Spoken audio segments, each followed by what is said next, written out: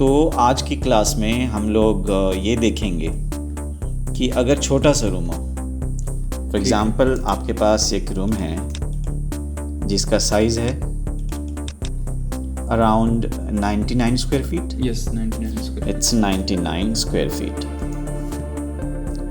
9 feet 6 inches by 10 feet 6 inches. Okay, it's around that. So this is the area. Yes. इस area में हम micro apartments बना सकते हैं. ठीक है. इस तरह के अपार्टमेंट्स आपको पता है कि जो बहुत ही ज़्यादा बिजिएस्ट सिटीज़ हैं दुनिया में, all those cities are having such types of spaces. सबसे बड़ा एग्जांपल कौन सा है? Japan, Tokyo. क्योंकि वहाँ की जो पॉपुलेशन है अप्रॉक्स 3 करोड़. तो जो वर्किंग क्लास है, वहाँ पे जो वर्कर्स हैं, उनको शहर में रहकर काम करना होता है, तो उनके लिए इस तरह के अपार्टमेंट्स जिसमें लगभग इतना साइज़ है भी काफ़ी ज़्यादा होता है उनके लिए. ठीक है. बल्कि इससे भी कम स्पेस में एक बंदे को रहना होता है with all the amenities other than the attached bathroom और bathroom at the distant place. ठीक है. तो ये सिचुएशन वहाँ है. ये सिचुएशन सिंगापुर में भी है. ठीक है. ये सिचुएशन मिडिल ईस्ट के कुछ सिटीज़ में भी है. ठीक है. For example Dubai is the example. तो अक्रॉस द वर्ल्ड अगर आप यूएस जाते हैं तो न्यूयॉर्क की सिचुएशन कमोबेश जैसे हमारे यहाँ मुंबई में. तो ये सिचुएशंस की वजह से कुछ builders they are making 1 BHK और smaller flats now which is more higher, way higher than it used to be previously. If we compare time frame of say 2010 Yes. to 2022, Yes. तो देखेंगे कि काफ़ी फ़र्क है कि ये छोटे से स्पेस को मैनेज कर रहे हैं. अब एज अ डिज़ाइनर हम क्या कर सकते हैं, लेट्स चेक आउट. तो आपने ये एक सिंगल बेड बनाया है. Yes. And this is the storage means wardrobe. Yes. और ये है स्टडी. ठीक है. और हमें क्या क्या नीडेड है कि इसको एक एंटरटेनमेंट एरिया रिक्वायर्ड है. Yes. और ये स्टडीज़ भी करता है, तो इसको बुक स्टोरेज भी रिक्वायर्ड है. Yes. तो अब हम एनालाइज करते हैं कि क्या कमी है और क्या अच्छा है इसके अंदर में. तो प्रॉब्लम यह है कि इसके अंदर में 2 एंट्रीज़ हैं. Yes. तो ये क्योंकि मैंडेटरी है रखना, ये एंट्री है और ये एग्ज़िट है टुवर्ड्स दी बालकनी. तो अगर हम इसको बालकनी मानते हैं तो यहाँ पे एग्ज़िट रिक्वायर्ड है.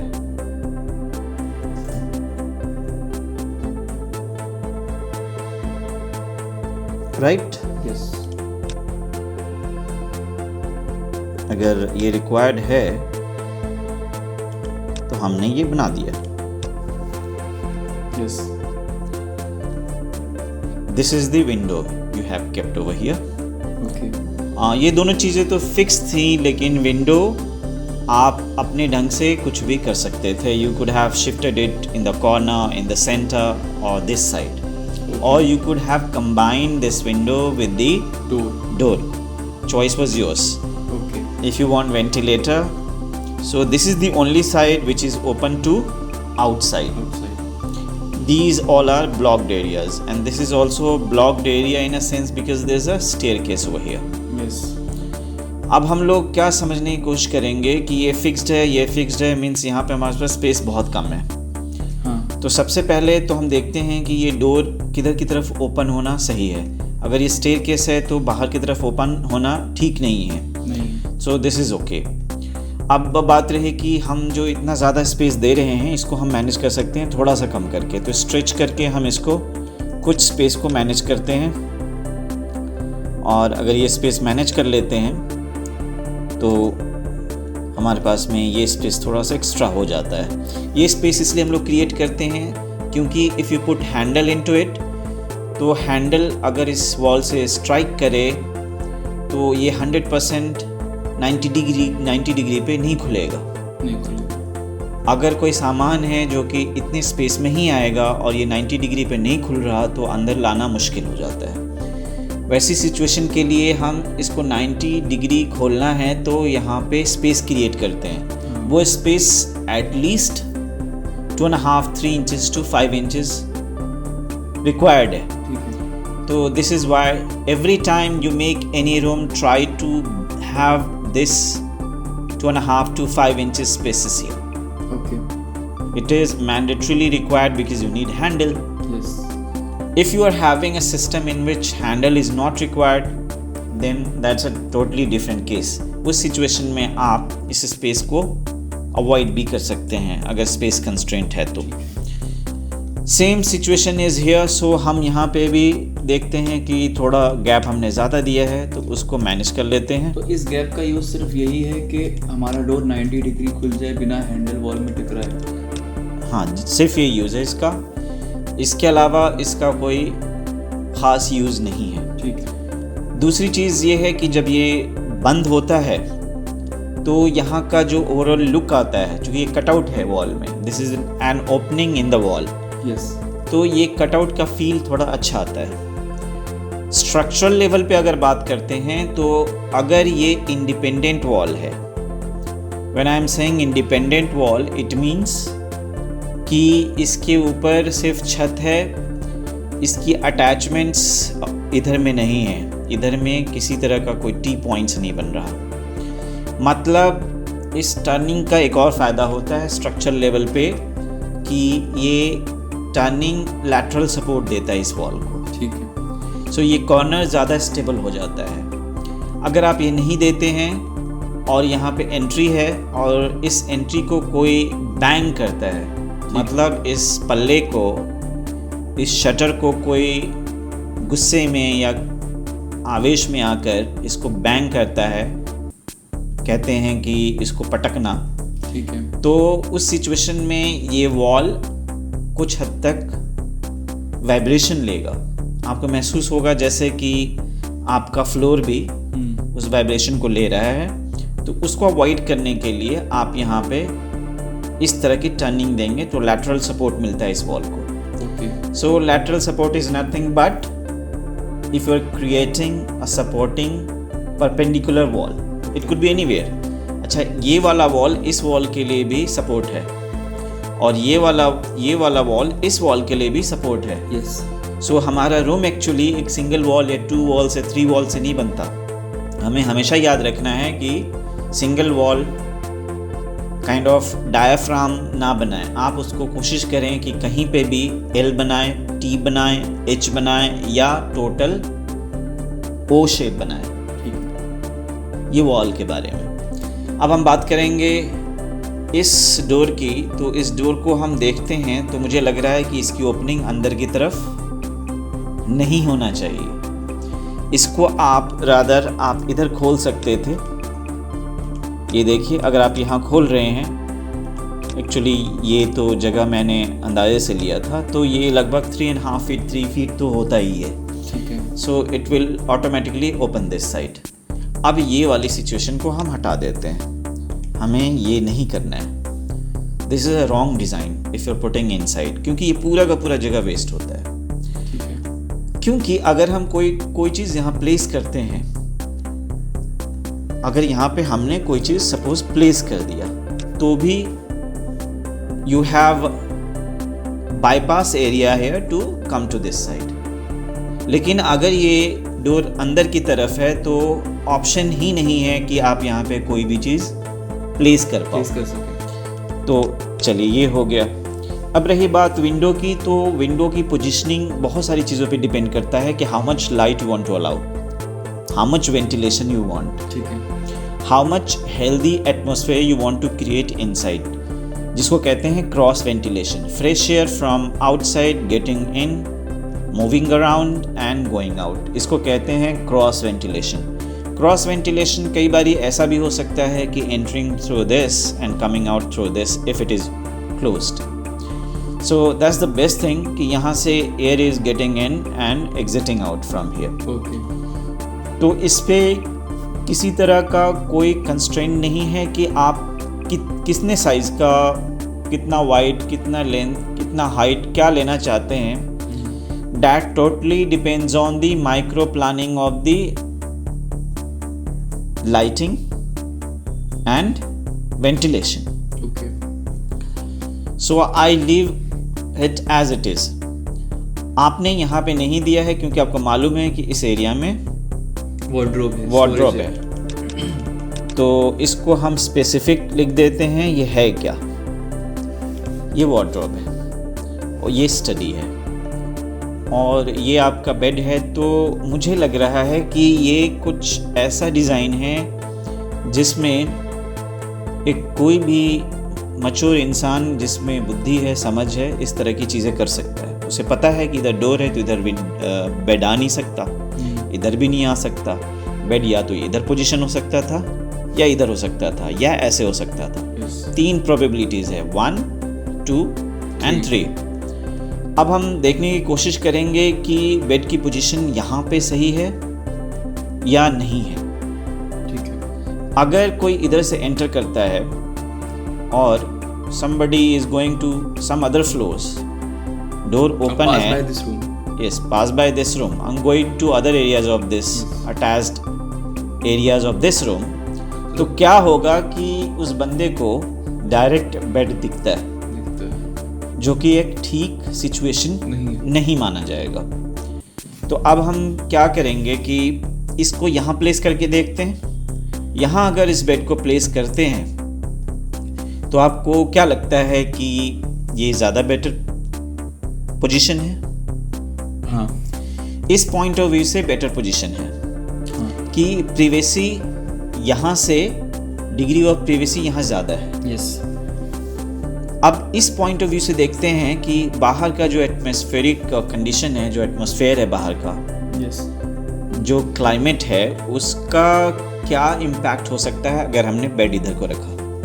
मान लीजिए इस बेड को हमने यहाँ रख दिया, ठीक है, तो क्या होगा कि आपको इमीडिएट व्यू मिलता है बाहर की तरफ। यस। पहली चीज़, क्योंकि लगभग ये सिल लेवल से थोड़ा सा डाउन होगा, इसका लेवल है, सिल लेवल इज अराउंड 1 मीटर। तो एक तो व्यू, दूसरा है कि इमीडिएट एयर का आपको फ्लो मिलेगा। उसको कह सकते हैं कि एक टाइप में ऐसा है कि breeze is coming in, touching your body and going out. ये ज़्यादा हेल्दी सिचुएशन होता है। yes. तो क्रॉस वेंटिलेशन जिसको हम कह रहे थे वो शायद ज़्यादा सक्सेसफुल अगर बेड को हम यहाँ रखते हैं। ओके। दूसरी चीज़ हम देखते हैं कि अगर सन रेज है यहाँ पे, रेडिएशन, तो उसका भी इम्पैक्ट डे टाइम में इस बेड पे होता है। जो ऑक्यूपेंट है, जो यूज़ कर रहा है बेड को, उस पर रेडिएशन का असर होता है। मतलब इस एरिया में गर्मी ज़्यादा होगी। yes. कुछ ऐसे समझते हैं कि यहाँ से लगभग 1 मीटर से 1.5 मीटर तक yes. हीट का इम्पैक्ट ज़्यादा है, रेडिएशन ज़्यादा है। okay. तो you can say that we can have a system of protecting interior space by having the film over the shutter of the window. yes. तो वो तो सेकेंडरी चीज़ें हैं, लेकिन अगर मैं इसकी भी बात करूँ कि अगर हम ये देखें कि अगर आपने प्रोटेक्शन दे दिया है तो क्या रेडिएशन से 100% प्रोटेक्शन होता है? नहीं होता है। आप कोई भी सिस्टम लगा लो, रेडिएशन की रीच रिड्यूस तो कर सकते हो, yes. But you can not completely protect और सिंपली ऑब्स्ट्रक्ट द रेडिएशन। ऐसा नहीं हो सकता।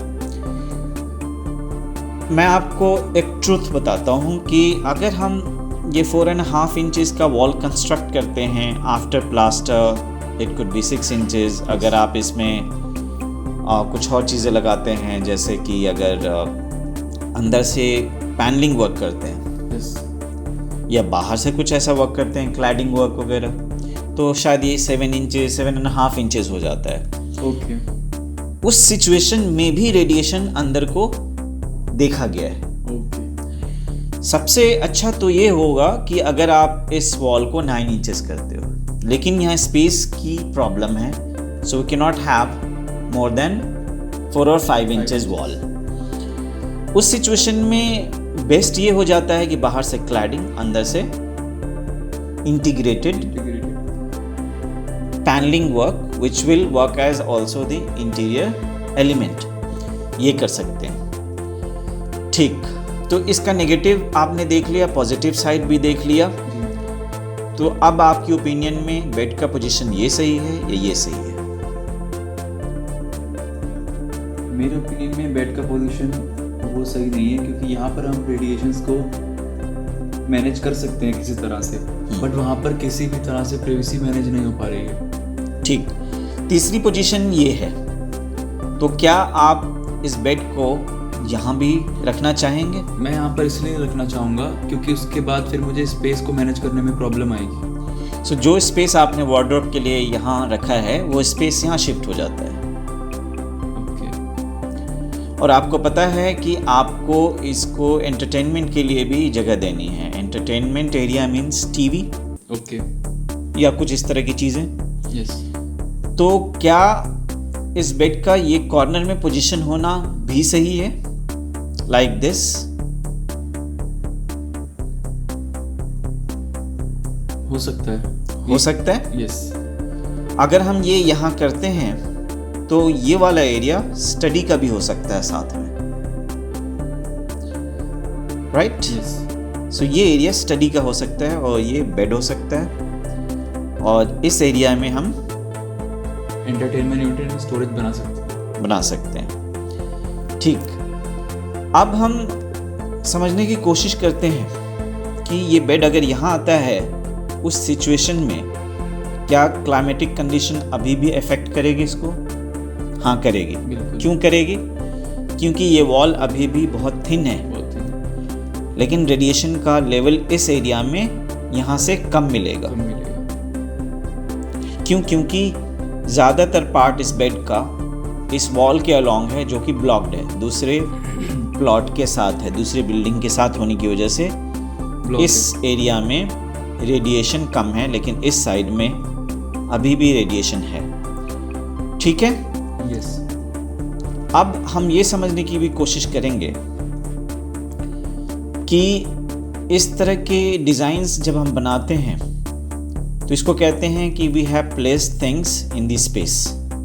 It's a very simple ordinary way of planning your space, लेकिन ऐसा नहीं होना चाहिए। मैं आपके इसी स्पेस को ट्रांसफॉर्म करने की कोशिश करता हूँ, और ये क्योंकि डेमो है, फर्दर डिटेल तो आप क्लासरूम में ही कर सकते हैं मेंटर के साथ डिस्कस करके। Otherwise in the videos we can give you just the abstract of it, और may be the extract of the whole course.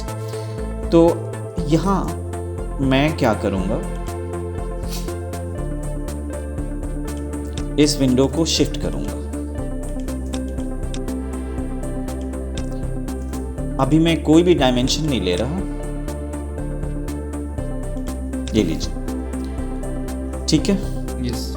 और it could be less deeper. इसको हम बाहर से इस साइड से पुल आउट ड्रॉर्स दे सकते हैं, completely a tall unit of drawers. जैसे आपने देखा होगा ड्रॉर चेस्टर। यस। तो इसकी height up to 7 feet 6 feet, even हम इसको रूफ के बॉटम तक ले जा सकते हैं, सॉफिट लेवल तक। यस। तो ये एक स्टोरेज हमने क्रिएट करा। यस। स्टडी जहां थी वहीं रहने दिया। मैंने यहाँ पे स्टोरेज क्रिएट कर दिया। Any problem? अगर आप इधर बाहर निकल रहे हैं तो भी कोई प्रॉब्लम नहीं है, क्योंकि हम 100% मान लीजिए अगर 1.5 फीट है तो हार्डली हम इसको 1 फुट पुल आउट करेंगे, and you are the only occupant. उस केस में कोई प्रॉब्लम नहीं होनी है कि अगर हम इसको पुल आउट करते हैं तो इधर में जाना क्या मुश्किल होगा? नहीं होगा। यस। इस पूरी स्टोरेज में from top to bottom drawers ही होंगी? हाँ, अगर आप चाहें तो बॉटम हाफ में स्टोरेज के लिए ड्रॉर्स रख लें और ऊपर में नॉर्मल शटर्स रख लें। ओके। तो ये एक टॉल यूनिट मिल जाता है यहाँ पे आपको, जिसमें अच्छे खासे स्टोरेजेस हो सकते हैं। अब इस पोजीशन में हम ऊपर की तरफ, इसको मैं डबल लाइन से शो करूँगा कि अगर आपने बॉर्डर वॉक तैयार करा, it is a kind of hanging from the ceiling, से 2.5 feet, 3 feet, इवन 4 feet। क्योंकि स्टडी के लिए इंसान की हाइट 5.5 and 6 है, तो अगर हम 7 भी रखते हैं तो ये क्लियरेंस हमें मिल जाता है। 7 के बाद ये वाला पोर्शन सीलिंग तक जाता है। ठीक है। क्या है कि एक शीट है, ठीक है, बोर्ड की या प्लाई की, जिसको हमने वर्टिकली प्लेस करा है। वो क्यों करा है? वो इसलिए करा कि अब इस ऑक्यूपेंट को, the person who is occupying the bed, उसके लिए यहाँ पे हम एंटरटेनमेंट जोन या एंटरटेनमेंट यूनिट, टीवी और may B recorders, CD players etcetera हम यहाँ पे प्लान कर सकते हैं। ऑक्यूपेंट को प्रॉब्लम नहीं आएगी इतना ऊपर टीवी लगा है? हाँ, उसका काउंटर पॉइंट ऑफ व्यू ये है कि it will hang and it will be mechanically controlled. Okay. क्योंकि जब आप स्टडी नहीं कर रहे हैं तो आप बेड पे हैं। ओके। तो आप रिमोट से उस टीवी को डाउन कर सकते हैं, आई लेवल पे लाने के लिए। So there is no issue. क्योंकि पहले मुश्किल था कि भाई टीवी हम कहाँ रखें। टीवी इस पोजीशन में रखना भी पॉसिबल हो सकता है, लेकिन एंगुलर प्रॉब्लम हो सकती है यहाँ पे। अगर आपका टीवी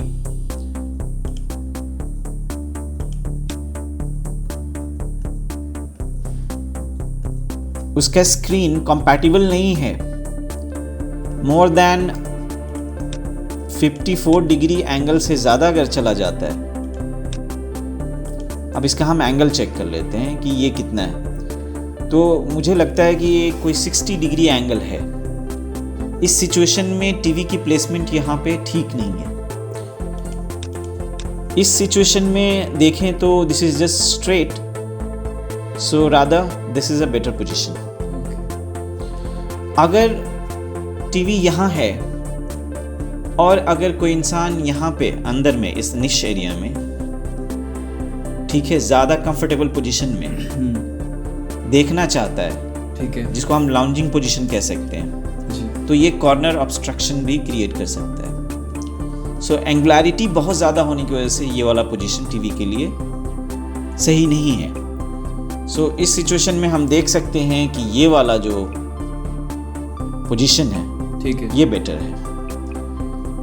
अब बात करते हैं वार्डरोब की, ठीक है, और इसको चाहिए स्टडी का एरिया, ठीक है।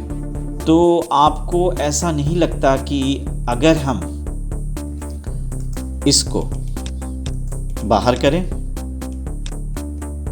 ठीक है, ठीक है, और मैं इसको कुछ ऐसे पोजीशन करना चाह रहा हूँ। आप देखेंगे, अगर एग्री करते हैं तो ठीक, नहीं तो will try some other way of handling our space. अगर हमने इसको यूं करा, ठीक है, ठीक, शायद इसको हम और अंदर भी ले जा सकते हैं। यहाँ स्टडी का एरिया लिमिटेड होगा इतना, ठीक है, ठीक है, तो हम स्टडी एरिया को लिमिट कर देते हैं। यहाँ पे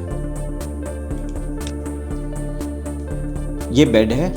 अब इस चीज का प्रोविजन हम यहाँ से हटा रहे हैं, ठीक है। क्या करेंगे अब हम यहाँ पे इस जगह से लेकर यहाँ तक स्टोरेज देंगे, और ये काउंट करना होगा हमें कि ये स्पेस कितना है, ताकि ये पता चले कि हम कितना स्टेप्स दे सकते हैं। आप समझ रहे हैं, मैं यहाँ पे स्टेप्स दे रहा हूँ।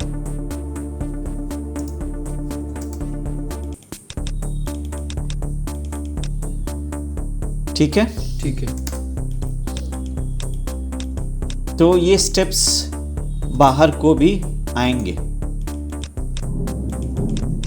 तो आप इसको आने दो।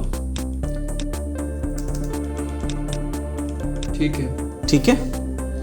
अब आप देख सकते हैं कि आपके पास में अंडर दिस स्टेयर और दिस फ्लाइट ऑफ स्टेप्स नीचे में स्पेस है, यस, साइड में ये पूरे स्टोरेजेस हैं, यस, और ये एलिवेटेड है। ये एलिवेटेड होने की वजह से इस साइड में ये कंप्लीटली ये जो स्पेस है ना एम्प्टी हो गया। ओके। इस एम्प्टी स्पेस में हम फर्दर यहाँ पे further inside we can have storage in the form of what? In the form of cabinets, wardrobes. So we'll have further wardrobes here. okay, इसमें से फर्दर हम इसको L शेप में भी क्रिएट कर सकते हैं। इसी प्लेटफॉर्म को हम कंटिन्यू कर सकते हैं अंदर की तरफ। इसमें हाफ पोर्शन में आप बुक्स दे सकते हैं, may be this part, and half portion में आप यहाँ पे वार्डरोब वाली सिचुएशन को क्रिएट कर सकते हैं। ये बेड के जितना डीप नहीं होगा स्टोरेज? नहीं, अगर आपका बेड कितना लिया आपने? 3 फीट। 3 फीट लिया है, yes. So we need 22 inches, क्योंकि ये माइक्रो अपार्टमेंट है। जो स्टैंडर्ड विड्थ होता है वो होता है 24 इंचेस। ओके। जो रिड्यूस्ड विड्थ होता है, एक्चुअली जो वार्डरोब का जो डेप्थ है वो स्टार्ट हो जाता है लगभग 19-20 इंचेस से। Okay. So 20 inches, 22 inches, 24 inches, even beyond that you can take it. Like कुछ लोग 2.5 feet भी रखते हैं, क्योंकि हम माइक्रो अपार्टमेंट कर रहे हैं, बहुत छोटे से स्पेस को मैनेज कर रहे हैं। तो यहाँ पे कितना ले सकते हैं हम? मैं समझता हूँ 20 to 22 inches. Yes. Let's check ये कितना है। सो ये 16. Yes. We have still left 6 inches left. 6 inches left. लेकिन आपको ये भी बता दूं कि हैंगर आप यूं भी रख सकते हैं टिल्ट कर ऐसे सिचुएशन में। ओके। आप मार्केट में जाएंगे, बहुत सारे ब्रांड्स हैं जो इंडियन नोन ब्रांड्स हैं, वो भी 18 इंचेस से वार्डरोब बनाना शुरू कर रहे हैं। ओके। तो ऐसे ही अपार्टमेंट के लिए 18 इंचेस, 16 इंचेस, 17 इंचेस वार्डरोब्स बनाए जा रहे हैं। ठीक है, अगर हम इस चीज़ को देखें ये कितना है, क्योंकि अभी हम बहुत ही रॉ फॉर्म में कर रहे हैं इसको। ठीक है। राइट, तो अगर हम इसको कहते हैं लिस्ट करके बताओ कितना है ये, तो ये भी 1 फुट 6 इंचेस 18 इंचेस है। सो क्लाइंब अप करने के लिए काफ़ी है। और further you have scope to adjust, क्योंकि हम एक मोटा मोटी ब्रॉड प्लानिंग कर रहे हैं। Micro level of planning will require some time to consider the whole setup and then we finalise it. Okay. So are you satisfied with this kind of space planning? Still you have this wall empty. I have a question. Yes. हम bed को support किस तरह से देंगे?